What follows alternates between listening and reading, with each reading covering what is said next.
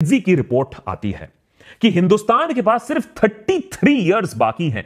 33 years बाकी हैं इस डेमोग्राफिक एडवांटेज का एक इकोनॉमिक कन्वर्जन करने के लिए, इस डेमोग्राफिक डिविडेंड का लाभ उठाने के लिए। उसके बाद इंडिया की भी आबादी जापान जैसे कंट्री की तरह बूढ़ी होने लगेगी और इस एज पैटर्न को रिवर्स करना ऑलमोस्ट नामुमकिन होता है। कोई भी देश ये नहीं कर पाया है। और एक बार हमारे देश में जवान वर्कर्स कम हो जाएंगे, बूढ़े और रिटायर्ड लोग ज्यादा हो जाएंगे, तो उसके बाद इंडिया की इकोनॉमिक ग्रोथ बेहद मुश्किल हो जाएगी और भी नीचे ही जाएगी।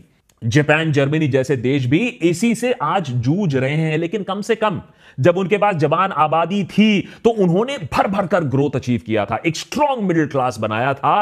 अब ग्रोथ नहीं हो रही है, कम से कम उसके भरोसे तो देश आगे बढ़ रहा है। हमारे देश में कंजम्पशन स्लो डाउन तो आज हो रहा है। मिडिल क्लास जो डेट ट्रैप में फंस रहा है वो आज फंस रहा है, और ना मैन्युफैक्चरिंग आज के डेट में हो रही है। ऐसा ही चलता रहा तो हम एक लो इनकम ट्रैप में फंस जाएंगे। विकसित और अमीर होने से पहले ही देश बूढ़ा हो जाएगा। और अगर अवसर पर हम इस टाइम पर ग्रो नहीं करते हैं तो आपदा टाइम पर क्या हालत होगी जब हम बूढ़े हो जाएंगे, आप सोच के कल्पना भी नहीं कर सकते। 2024 के चुनाव के झटके